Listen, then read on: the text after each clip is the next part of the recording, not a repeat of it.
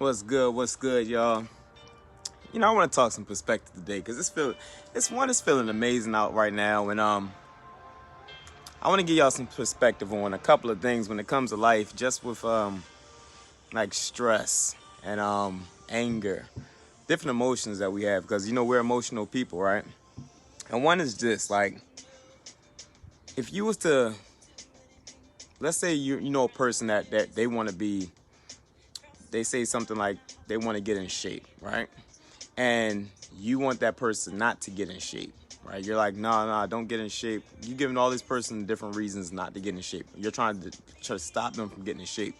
Then that person is going to now have some type of animosity towards you because you're trying to lead them towards something that's not your goal, right? So I'm going somewhere with this. This is the reason. I got to give you different perspectives so you get what I'm about to say. Now, let's say you do the same thing with, someone who's, let's say, trying to eat better. And you tell someone is trying to eat better, or let's say they don't want to eat better, they want to eat worse, they want to eat all kinds of different things, but you're trying to tell them, yo, you should eat better, but they don't want to eat better. Then now you're going to have stress, you're going to have some type of animosity between the two because now you're trying to tell somebody to do something that they don't want to do, right?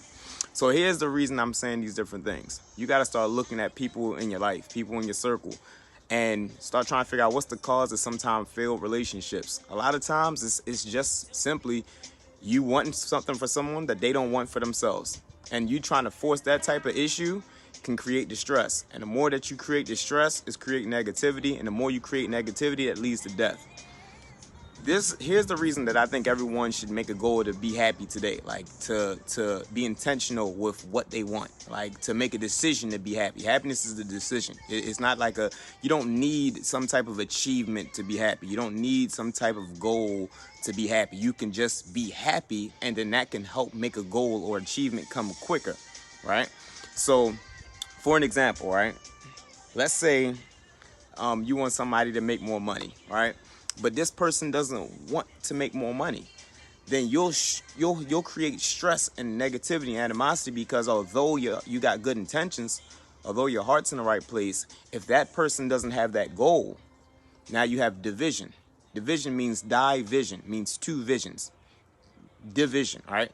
Vision is singular. It means when you have vision, it just means you have a vision. So if two people have different visions, that's division, and that's how a lot of people a lot of times create these disagreements where conversations could fix, but now fail relationships. I think it's the same thing. If you're in a relationship with somebody or you want a relationship with someone, one person wants the relationship, another person doesn't, that's division.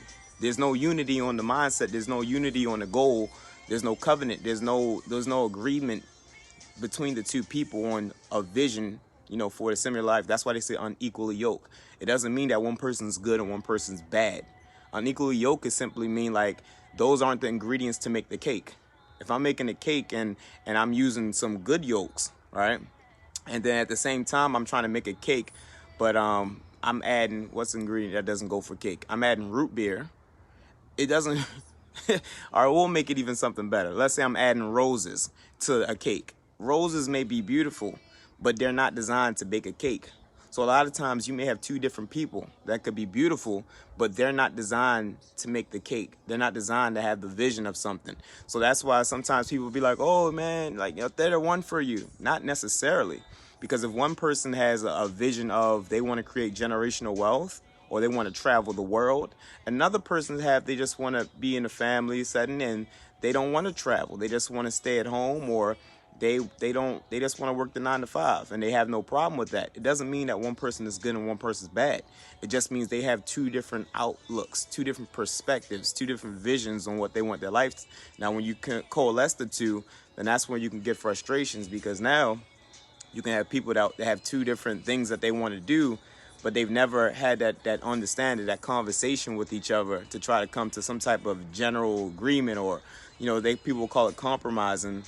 And the thing is, sometimes people don't want to compromise. And that happens, but sometimes it may be needed So it's like I tell everybody. Everyone has their different baggage and stuff. It's pretty much deals with who you want to deal with to help unpack that baggage. Whose baggage do you want to deal with? Because everybody has it. I have it. You have it. We all have it. Because we all have what's called blind spots. Blind spots are those things in life that we don't know that we don't know. We don't know when we're upsetting someone sometimes, because we can have the comprehension. We can have that's the word I'm looking for, but I can't think of the word right now. But we can have that type of grace and intuition to know when we're doing certain things that are helping someone grow or not. But sometimes we don't, because it could be our nature. That could be our character. So if your character is one way, sometimes you can be repelling people. You could literally be severing relationships that were designed to help you grow, right? So I'm always a person that I'm telling people, like, look, together, like, teamwork is dream work, right? So if you want to go far in life, if you want to go fast in life, first and foremost, do something by yourself. You want to hit something real fast and you want to get done, let's say you do it yourself. Yes, if you want to go real fast, you can do it by yourself, because you are responsible for you. But if you really want to go further in life, you want to go far in life, you're going to need the help of other people. Any vision that doesn't incorporate other people, I always say, is not a vision from God. Because God is this is my faith, this is my belief. I'm not here to try to change anyone's belief, but I believe God is not a God of confusion, right? 2 or 3, wherever they gather and they agree on a certain thing, is nothing that they can't do. Not 1, 2, or 3, because one is easily broken. See, if you're by yourself and you're going through a tragedy, you're going through some type of thing that's upsetting, whether it's a death in the family, whether you lost some money, whether it's a goal that you had, a job, a promotion that you were trying to get and it didn't happen, it fell out, COVID, Corona, all kinds of different things that's happening, and you get hurt, you get harmed, you get broken down, then who's that person that you can lean on? That's why it says, do not lean on your own understanding. If you think you're right in everything that you're doing, but the whole time you got blind spots and you're actually wrong, who's the person that can hold you accountable? Who's the person that can help you course correct? Because if the person that thinks they're right is right, and the person that thinks there's wrong are wrong. So it's not about just right or wrong. It's about what works and what doesn't work, what's effective and what's not effective. It's important to be yourself first, and then let others be able to add to you. 100%. Being yourself, actually, when you're saying that, you know what being yourself is? That's called work.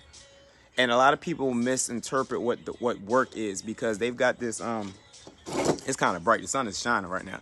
A lot of time people think work of like working, the physical act of working. But work has a different root word when you actually like look into the word work. Work means to manifest.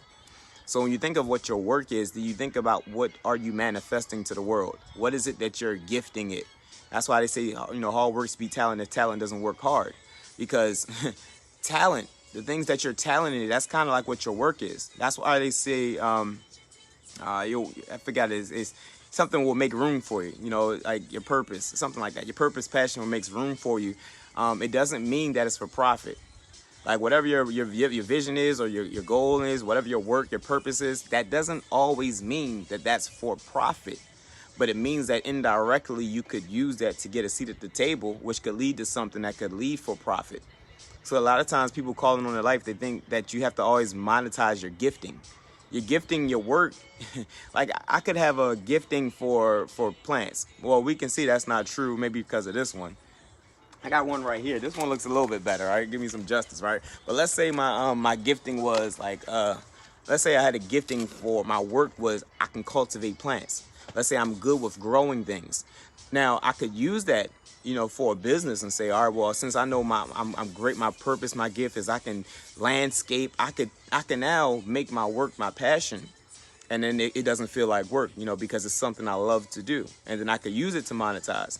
But it doesn't mean that with what we have going on that we can sustain a living off of it. So let's say if I can't sustain a living off of it, then I could say, well, maybe this could lead me into the door to I could maybe own a certain business that could, take care of the monetary aspect. So that way, and here's the thing. Now, let's say you want to have a business. If you try to do it all on your own, that's when you can be stressed out. And you understand the reason I say people shouldn't be stressed out is because that leads to death. I think anything that leads to death is something that you're not supposed to have.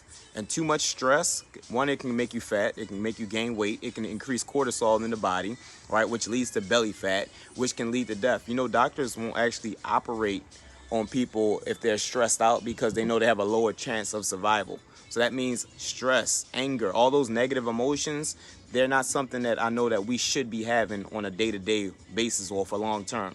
They're needed.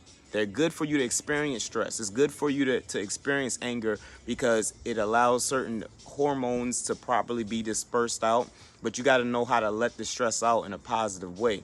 Back then, you know, we could say during the hunting and gathering period, when you got stressed out and stuff like that, you might have the real fear, you hunting and stuff like that, you had to go kill an animal or something, or you was foraging for food, you was wasting energy, using energy, you had to eat a whole bunch.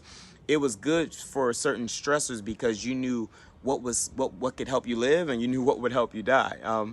So it was like, well, help you die, all right? I guess that's what you die peacefully, all right? But those stressors served a purpose. If they didn't happen, you wouldn't realize when you needed to course correct. So I'm saying that to say, what is in life right now that's kind of stressing you out? Who are the people that are stressing you out? What are the situations that are stressing you out or add stress? Because you shouldn't enjoy the stress. You shouldn't be to the point where you get comfortable being stressed out. You should be uncomfortable and being stressed out and saying, now is the time that I know I need to change something, because it's not good for your life. Certain conversations, if you keep having them with people and they always lead to negativity or lead to something that's taking you away from what your goals are, your passion is, then those are conversations you may need to limit.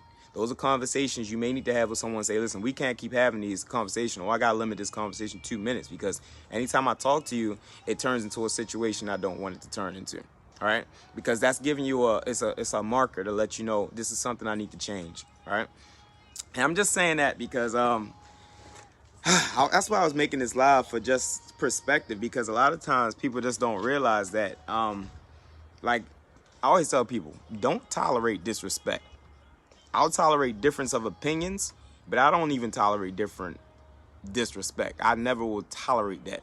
You don't have to like me. I don't have to like you. I can we can respectfully disagree on things, but just because we have a disagreement doesn't give someone the authority to disrespect you. And never allow somebody to disrespect you. I believe in being confident, being bold, being who you are, but not being a pushover and let people walk all over you. So be who you are. Stand up for what you believe in. Stand up for something rather than not standing for anything at all. All right? Because we need more people to start being their best selves. We need more people to come alive. We need more people to stop conforming. The opposite of courageousness is not cowardness. The opposite of courageousness is conformity. Because that's the problem right now with society. We slow down, so not so the slowest person doesn't lose. We slow down so that everyone can get ahead of the finish line the same pace, which isn't true. Some people are going to run out further, some people not. That's why you can't judge your success by another person. The thing is knowing how to walk your own path, knowing how to do what's intended for your life. Stop comparing yourself, because you got something that you can do that no one else can do in a way you can do it. So somebody else, you see, Michael Jordan, right? Let's use Michael Jordan, because let's say you look at Michael Jordan. You're like, man, I'm better than Mike. Why I didn't never get my break? I'm doing this, I'm doing that. Well, maybe your purpose wasn't to impact that team's goal like how he was. So maybe, although you may have had maybe you were great in basketball, it might not have been your calling to do something. Now, if you want to make it your calling, you can, but then you got to make yourself known. See, if you try to do something on your own, it's harder to expose yourself. People got to know what to come to you for. If you start knowing how to put yourself out there, market yourself, you start working on your craft, the right person will see you. You start working on yourself, the right person will love you. Michael Jordan was a person that he was kicked off. He didn't even make the team. He even went into his backyard. He dug pits. Many people don't know this about him. I always talk about certain things like this, but he dug pits in his yard, big holes, because he couldn't jump like that. And he would jump out the hole and keep digging it deeper and deeper. He would every single day. He had jump drills just so he could learn how to jump higher. And he would just jump out the hole. He couldn't walk out the hole. He would have to jump higher, to the point where he eventually strengthened his muscles to the point where he was able to jump higher. All right. And then that's how it gave him that ability. Well, guess what? You got the same ability that Michael Jordan does. You have the same ability that you seen, Richard Bannister, Roger Bannister, or the person that ran the minute mile, where they thought it was 4 minute mile. They thought it couldn't be done, right? And everyone said, if you run this mile, you're going to die because it's humanly impossible. He said, you know what? I don't care. I'm going to run the mile. Then after he did it, in that time period, everyone else said, damn, if he can do it, you can do it. Listen, there is no one out here doing anything that has not been done or can't be done or will be done, because it's already been done. It's just waiting for someone to step up to the plate. Look, it's bees around me. See these bees around me? Here's why I don't run out and act crazy, right? It's true that these bees could sting me, right? Because that's danger. Fear's a choice, right? Danger is real. I could be afraid of these bees because they pose a real threat. They could harm me. But that stress and worry doesn't serve me anything for my spirit if they actually don't sting me, which I could be ignorant I guess I wouldn't be ignorant. I just would pretty much neglecting the fact that they could cause me harm. But the thing is, that's what a lot of people in life do. They worry about so many different things. That's uncontrollable from what the bee's action. I can't control what that bee will do. I can control how I will react. I can control how I'll respond. And then if I do get stung, now we have a different situation. We got to address it at hands. A lot of times, people in life are the ones running from bees that aren't even trying to cause them any harm. People in life are literally stressing themselves, worrying about different situations that actually won't even cause them any harm. But because they keep running from it, they antagonize the bee. They make the bee now want to actually cause them harm, because now the bee is thinking that I might cause it harm. Now the bee's getting stressed out because I'm stressed out. You get what I'm saying? That's called energy. See, I'm transmitting the stressed out energy to the bee, then the bee transmits that energy back. Fight or flight responses, and now it may sting me. That's what's happening a lot of times with people in life. They're literally transmitting different energies of maybe neglect, different energies of poverty, poor, or maybe it's obesity, it's ill health, ill relationships, because they're thinking, oh, I can't find anybody, no good friends. They put that energy out there, they don't get any good friends. They keep thinking I can't get a good relationship. They put that out there, they get bad relationships. One of my favorite quotes, it was a saying that says, if you can't find any, maybe I made this up, maybe I didn't, I don't know. But it's a saying that if you can't find any good friends in life, then become one. Instead of stop looking for friends and start valuing and valuing the people that you actually have in your life. Start being a good friend. As you start to be a good friend, you'll attract good friends. If I want to have some bees come around me, right? Here's the two things I could do. I could swat one of the bees, and then he get his homies, and they come jump me, sting me up, right? Or, you know how they say, you could put some honey around, throw some flowers around. Then I can attract bees to come around. But the difference is, now they coming around to get some of this honey instead of coming around me to cause me harm. So you got to look at yourself and ask, what are you putting out to attract the people that you have right now in your circle, in your life? People that are they helping you grow? Are you putting out honey, or are you just swatting down? Are you causing harm? I like to use that analogy because it's like the nature versus nurture. It's kind of like nature versus man. So you got to ask yourself, you got to look at yourself. That's the whole point. You got to look at yourself, because you are in control of yourself. That's what you can control. I need to be a better friend than just my time. This is true. I mean, that's the most important part, honestly, because once we understand that, we create it, we can create things, right? I hate to have to go to this. I don't hate, but just to say this, I don't know how to say this the right way, but I look at things sometimes and be like, everything was already done. It's already created. Everything that's going to happen is going to happen. Everything that wasn't supposed to happen, I'm not going to stress myself over that. I'm kind of just going to play my part. If life's this big game, movie game or something like that, or a movie, or however you want to think of it. Let's say, you ever just think about life, how amazing it is? We have life. We're alive. I just be thinking yo, look, it's clouds and the way things rain and sun and the way this all came into being. I didn't create this. We know we didn't create this. I feel like there was a spirit that really created this stuff, and maybe he's watching TV, or let's say you call it a she, but it's a spirit, so maybe it has no sex at all. But you're looking at this thing, and it's hey, come. You know, let's watch episode. You know, this is Sunday. You know, it's April. You know, let's check this episode out. Let's see what you know, what they doing today. You feel me? And it's just looking at every one of us, and there's just like, oh man, they forgot they had power. Oh man, why they didn't do this? Oh man, they stressing themselves out. They gotta stop that. Don't they know that's causing bad? Like, I feel like it's just like a big thing, and they're just observing, right? Or it's observing, and here we are, forgetting that we've been created. I would be ignorant. I would be not ignorant. It would be blasphemy, I would say. It would be stupid of me to say I created this, right? I created the world. I created the earth. I can't say that. But what I could say is I create my world, and I can create that because it says that worlds were created, and everything that was created was already done and created twice. So there's certain things I can create, and there's certain things that were created for me, right? So, and here's what I'm saying. I'm getting somewhere, but I got to make sure you understand this is all right. If you want, and we're going to take it inside real quick because I want to make sure you get real quick. Let's say you want a better job. Let's say you want to eat. Let's say you're starving, right? And you're like, God, I'm hungry. I need a meal, right? I'm hungry. I'm praying for, please. God's sitting there saying things like, all right, you hungry? I just sent you a friend. And that friend that I just sent you, they got a job lined up for you. And that job that they got lined up for you, if you take that job, guess what? You're going to be able to feed yourself. It's kind of like that fisherman story, right? You know, if you give a person a fish, they eat for a day. You teach the person to fish, they eat for a lifetime, right? So I feel like that's what happens, right? But a lot of times there may be a person, because here's how I look at it.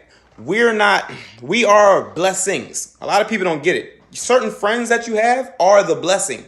Like, they're blessings. You got to look at don't be humble, right? We're going to take it a little bit differently. Be bold, be confident. You have humility, but I'm not going to tell you to be humble right now, because humble means a low esteem of your worth. That means you may not have the pride in yourself of who you are. So at this point, I want you to be boastful in knowing that you have purpose because you were perfectly made. So I want you to understand to have humility in God, but also to have the ability to have discernment in the people in your life that are blessings, that are not goalies. Like, goalies try to stop you from hitting goal, then you got team players. All right, that's why you have constituents. You got different people that serve different purposes in your life. But once you start understanding that you are a blessing and that other people are blessings, you'll start knowing how to properly have relationships with people. A lot of people use people, and people aren't tools to be used. And that's the problem. They don't appreciate good people. They use them. So when you start using people, which were not the way people are designed to be had, that's why a lot of relationships don't work. And I'm not talking about relationships just on a love or romantic level. I'm talking about, when I say relationships, I'm talking about a relationship between two people. That's it. Not going to take it too deep. However, relationships, whatever it is, whether it's business, financial, going out to play, have fun, whatever it is, cool time. So the thing is, oh man, when you start thinking about it, you know how some people want the cake. They pray, God, give me some cake. I'm hungry. And then God says, I gave you flour, eggs. I gave you a pot. I gave you an oven. You got a house. And they say, all right, but I asked for cake. And God's like, I gave you cake. You don't realize now you got to put it together. You got to mix it. You got everything you need. And that's how it is in life. You got the resources, but you got to do your part. A prayer with only words isn't a prayer. And you don't have to pray for a promise. Most people are asking for things they already have access to, but are not willing to take the initiative to get it done. Again, most people are praying for things that they already have access to, but they're unwilling to take the initiative to get it done. They're unwilling to take their steps and to start doing the thing that they asked for. I feel like God's already gave it to you. Oh, God, I wish I had more time to spend with family. I want to travel, but I got kids. Oh, I want it. What? For every single thing, Every single circumstance. You know, an excuse is a well-planned lie. That means you stop looking, you stop creating, you stop imagining for your life, and now you're settling. Now you're being comfortable, now you're compromising, and then now you're rationalizing with yourself to try to justify your averageness. Because that's what it's doing. It's saying, oh, I can't do this because. Change that thinking, because that thinking is negativity, is negative, and it's pessimistic. And a pessimistic mind ain't going to help you do anything. Optimistic mind will help you do everything better than a pessimistic mind. But it doesn't manifest itself. You have to take initiative. You have to put some type of work. You got to put some type of resolve.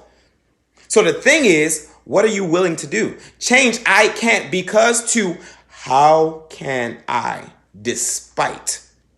How can I do this? Despite the fact that I got 3, 4, 5 kids. How can I, despite the fact that I'm working this job and working all this overtime and I don't have free time? Because once you start saying, how can I, you now activate that pineal gland. You now activate your brain to start thinking at a level that you haven't thought before. The thinking that got you to the level right now is not the thinking that's going to get you to the next level. Because if it was, it would have already. So you can't tell me that you are designed, you have everything that you're ready, that you're thinking, because that's what is called the blind spots. And that's why sometimes we need them friends, them people, those overseers, those people that we can lean on, where they're like our family, our brothers, our sisters, the people that are born through adversity, people that knew us and they love us despite all the bull crap that we might have put them through. People that had got our best interests.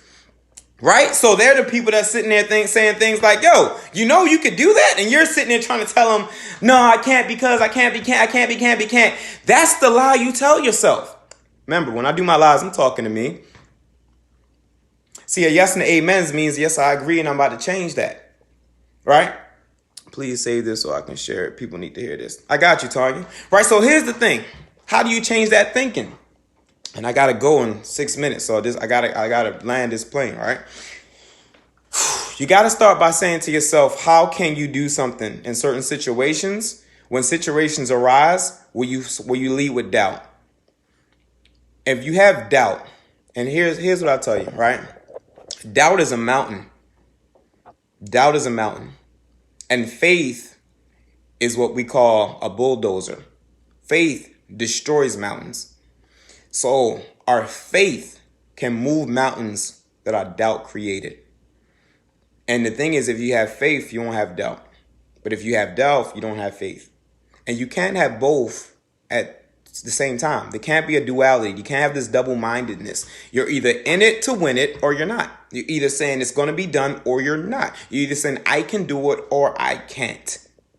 But the thing is, you control that power. And the thing is, I know it's something on your heart right now. There's something on your heart that you really been wanting to do. For some reason, you're not doing it. For some reason, you're not getting out of your comfort zone. For some reason, you don't want to get vulnerable. For some reason, you don't want to ask for help. For some reason, you're afraid to reach out. I'm telling you, that's not faith. For some reason, you're unsure. I'm telling you, it's okay to be unsure. I'm telling you, it's okay to mess up. It's okay to fail. You got to have a grace for yourself. You know, we got a grace for our lives. See, the things you have a grace for, you can multiply in your life. If you got a grace for other people that make mistakes, that's how you get that grace. If you got a grace for finances, then that's how you get more favor. So the things you have a grace for, you get favored for. If you don't have a grace to tolerate someone else doing something, then how you expect that favor back in your life? You got to watch what you're giving out. You got to really pay attention to that. Because that's what you create. You create your worlds, and other worlds are created. You can neglect a calling for your life by your own mindset. And this is just my belief, right? But you know, there was that thing where people were trying to go out of Egypt and they're like, yo, deliver us to the land of milk and honey. And God was like, yo, I got this place for you. It's lit. You feel me? You know, it's not no potholes in the city in Baltimore. You know, when you go there, it's going to be lit. All kind of nice plants and stuff like that. Good vibes everywhere. Plants with seeds in it. It's going to be good, man. I'm saying they got a lot of resources. You can make all kind of different things. I got you. It's going to take a time. But here's a trip that I think it was supposed to have been like 4 days or maybe like 2-3 weeks. And it took them 40 years. And it was because they kept bitching. They call it griping in the Bible, right? Complaining, murmuring, right? Those are the words that they use. This is what, and it's called kvetching, right? That's the actual word in Greek, kvetching, K-E-V-E-T-C-H-I-N-G, which literally translates to bitching, right? It's amazing, right? Even though, well, we'll go, and that's another story, but just, we're looking up words. But kvetching, right? So they got these different things. They kept complaining, oh, we don't see it, oh, we don't see it. And it's their mindset of we can't see this for ourselves that created something that was supposed to be a short journey, a short trip, to them not experiencing that favor in their life, to them not experiencing that greatness, and then them being killed. They destroyed themselves. Their mindset destroyed something that God wanted for their lives. So you have that power to accept greatness, abundance in your life, and you have that power to neglect it. So don't just expect it to go the way it is designed to go if you're not willing to accept it for your life. And if you're willing to accept it, then you got to start leaning on faith. If you're willing to accept it, you got to stop. You got to leave some of that doubt. Because guess what? Anytime you want to start doing something with your life, you will be tested. You're going to go through ups and downs. You're going to do some struggles, because that's how you get the joy. That's how you get the victory. See, the person you become in the process of what you want is more important than the goal. Oh, I want to be a teacher. I want to be a teacher. Then you become a teacher. Just being a teacher is not what makes you appreciate being a teacher. It's the fact that you went through all the hardships and the different things and the joy and the seeing the students' face and everything and them appreciating you. That's what gave you the joy. Not just saying I'm a teacher. It's not just a certificate that says now you're a teacher. It's about now you see the fact that you get to change other people's lives and different things like that. And you can use that as an example, but you can use it towards anything in life. So someone says, yo, I want to graduate college. I wanted to graduate college because I don't think no one in my family graduated. So my whole thing was, I said, I'm going to get 2 degrees, same damn time, because I'm the only person in Paul Kites right now, I think, that from the hood to all that other stuff that I'm like, that's like, yo, who else going to get 2? I'm like, I'm going to do it. So yes, I had to go through the ridicule, some of my friends talking trash. We done been through fights, shootouts, all kinds of stuff. But then when I did it, it was not because I got the paper. It was because now I got to see what it was, the steps, the processes, the long nights, what it meant to have a passion and to say I'm going to get something done, to be up sometimes and lose sleep 3, 4, 5 hours, only get 2 hours of sleep sometimes. Now you got a group project, and now I got to understand, now I got to learn how to deal with somebody else and deal with different mindsets, different opinions on how something to get done. But we got to agree on a common goal, and the goal was we want the past succeed. And now you got to learn how to be humble. You got to learn how to have humility. You got to learn how to deal with different people with different characters. If you're not, your grade cost on it. And now you got some type of authority. You got some type of people that are holding you accountable, your teacher, your grades, this school, to see if you pass or not. And now that you got accountability, something on your back, you got to make sure you get the thing done. So now, see, it wasn't the fact that I graduated, I got these degrees that I was so important. Oh yeah, I got these. No, it was the fact that the person I became in the process, the relationships that I developed, the way that I was able to communicate, the way I was able to force myself to know that I had the ability to learn and that I could cram overnight. And if overnight I could get a project done, if overnight I can get a 50-page report done, because now I had to really put it together because I didn't want to fail. If I could do that overnight, imagine what I could do if I used my whole entire life and dedicated to something. Imagine what I could do if I could put a month, if I could put a year, if I could put 2 weeks, no matter if I was still working, taking care of my grandmother that had her, she was brain dead, taking care of a parent that couldn't have a job, and I'm providing for 3 different people, still trying to have a life. Imagine what I could do if I can do that overnight. And if I can do it, you can do it, because you have the same ability that I do.